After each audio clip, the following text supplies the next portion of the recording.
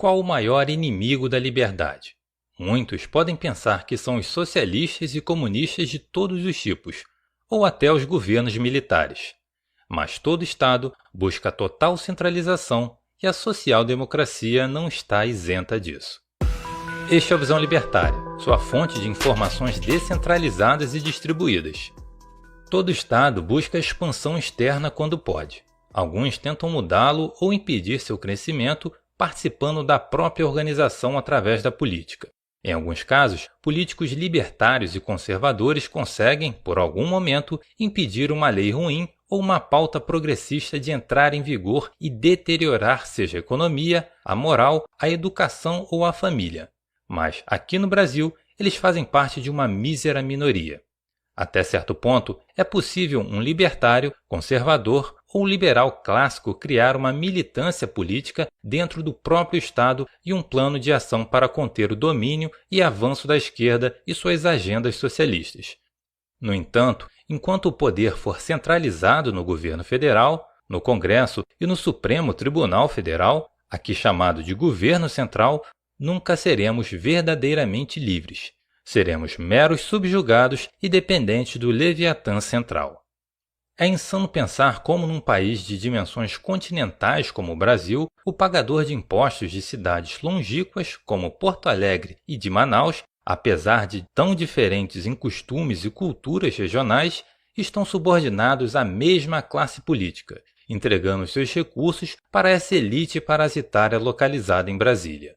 Uma elite que, além de não se importar com os pagadores de impostos, está muito longe e encastelada naquela isolada cidade soviética.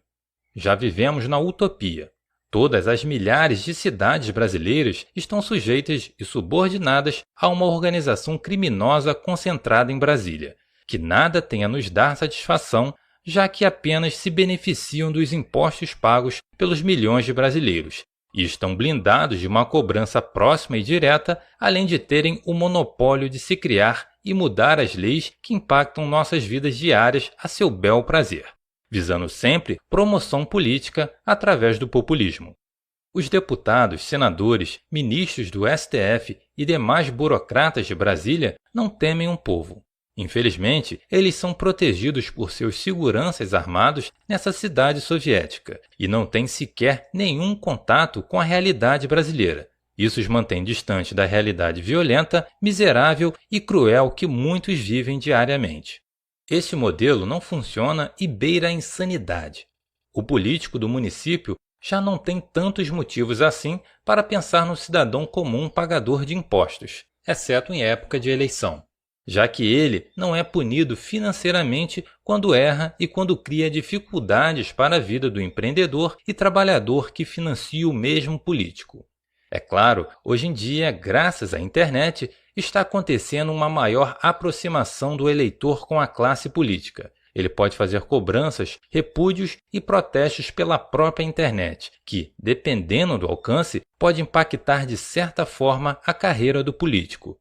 Ainda assim, o isolamento de Brasília torna a vida da elite política muito mais tranquila e segura para subjugar, depauperar e escravizar toda uma nação com uma menor resistência por parte do cidadão comum que está concentrado nos grandes centros urbanos e vive ocupado em busca do sustento para sua família.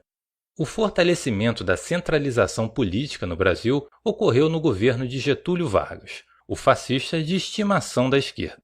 Não que o governo brasileiro não fosse centralizado, mas que Vargas implementou as principais políticas centralizadoras. Ele era tão centralizador que durante seu governo ditatorial, conhecido como Estado Novo, ele fez uma cerimônia da queima das bandeiras dos estados. No governo de Vargas, só era idolatrado o Estado Nacional e seus símbolos. Tanto é que ele retirou poderes dos governadores e os substituiu por homens nomeados por ele próprio para ter mais controle de toda a nação. Vargas também baniu as assembleias legislativas das cidades. O ex-presidente odiava qualquer ideia de descentralização e independência municipal, além da diversidade cultural e étnica, outra barreira para a criação da hegemonia nacional que ele tanto desejava.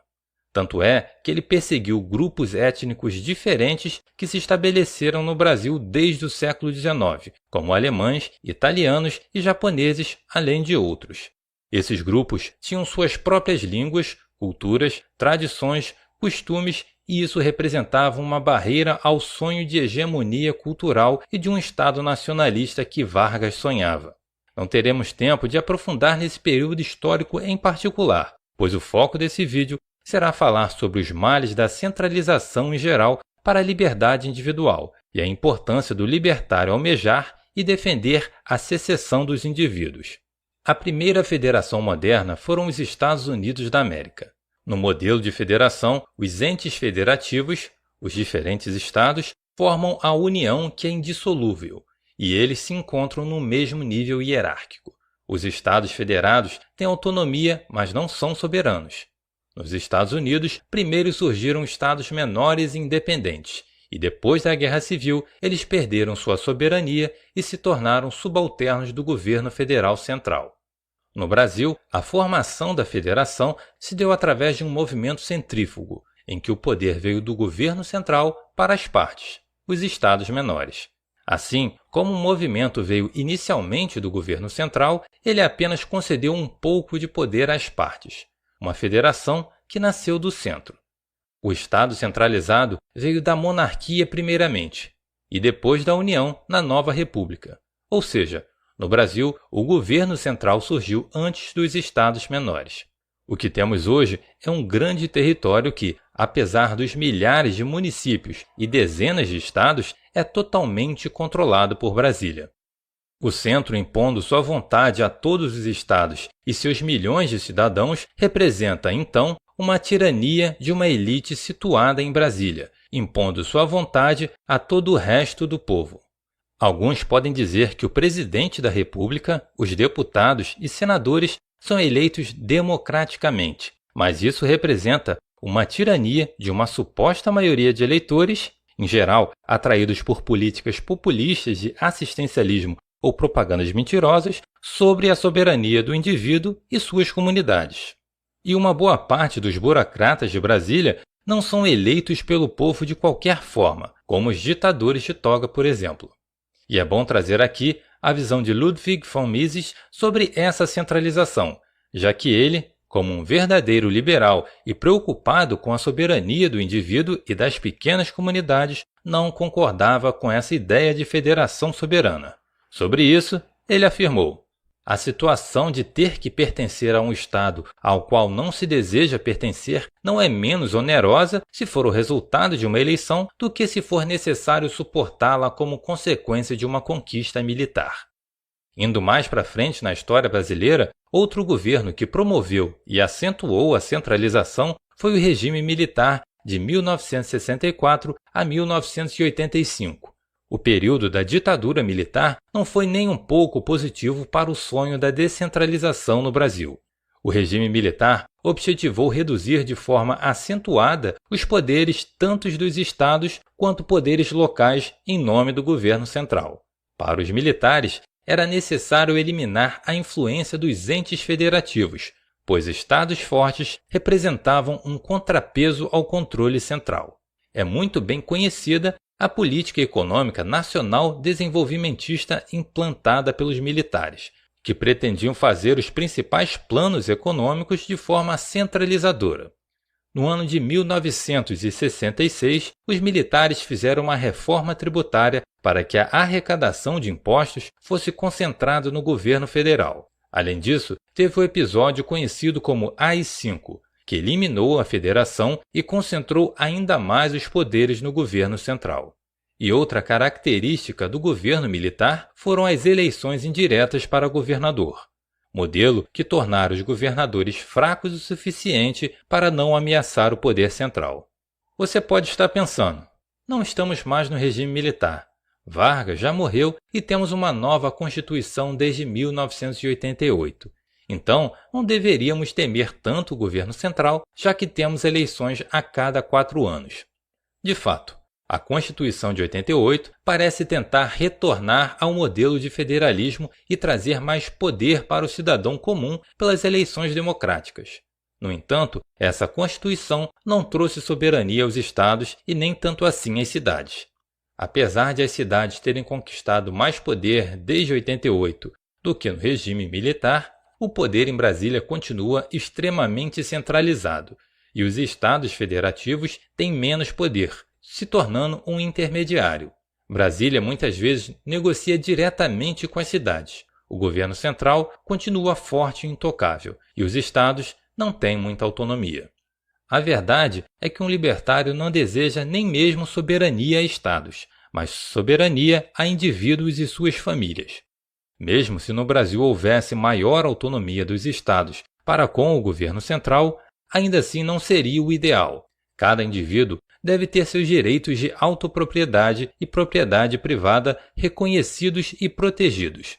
Num modelo onde as cidades são independentes e cada comunidade pode implementar suas próprias políticas econômicas, sua moeda e regras privadas, haveria maior concorrência entre as cidades.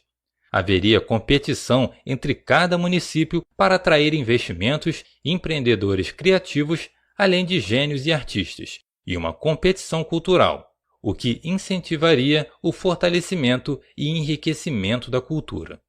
Nenhuma cidade iria querer ficar para trás, pois se ela fosse fechada economicamente e tivesse uma cultura pobre e degradante, ela não iria atrair bons moradores e empreendedores, perdendo recursos de todos os tipos. Se a competição é bem-vinda e benéfica entre empresas privadas, um ambiente capitalista, por que não seria em todos os outros setores da nossa vida, a começar pela cultura, tradição, moeda e pelas regras e estilos de vida? Ludwig von Mises foi um liberal clássico que colocou a questão da secessão a um patamar central no liberalismo e na sua visão de sociedade. Para ele, democracia seria uma sociedade que pode se autogovernar. Assim, defendia a autonomia e independência de cada povo, seja grande ou pequeno. Isso implica todas as organizações da sociedade, e não fica de fora o governo, que deveriam todos ser frutos de interações voluntárias. Mises está mais perto de um anarquista do que de um moderno defensor do Estado eficiente, como bem conhecemos no atual cenário político brasileiro.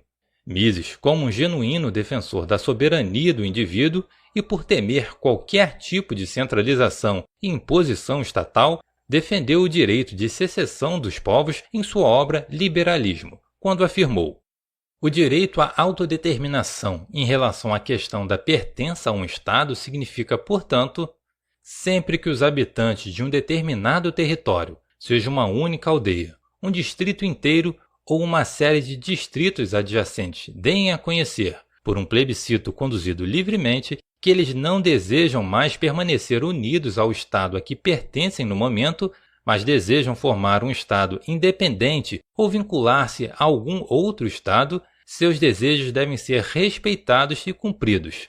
Essa é a única forma viável e eficaz de prevenir revoluções e guerras civis internacionais. Fica claro, então, que o maior economista do século XX e um dos principais liberais clássicos que já existiu sempre foi contra o Estado centralizador e prezava pela livre autonomia de todos os povos e seu direito natural de autodeterminação. Como bem disse Ayn Rand, a menor minoria da Terra é o indivíduo. Não podemos abrir mão de nosso poder individual e do nosso livre-arbítrio pela tirania do coletivo, ou por instituições políticas que apenas nos roubam, nos oprimem e desejam ditar como devemos viver. Está claro que isso não funciona, não representa os mais diversos grupos de pessoas e a crescente insatisfação com o modelo democrático é uma prova clara disso. O melhor caminho para uma sociedade libertária é pela secessão. Obrigado por sua audiência. Esse artigo foi escrito por O Historiador, revisado por Donda e narrado por Edilé. Se você gostou desse vídeo, clique no ícone de curtir abaixo e compartilhe o vídeo em sua rede social. Se você deseja ser notificado de outros vídeos, se inscreva e depois clique no ícone da campainha. Até a próxima!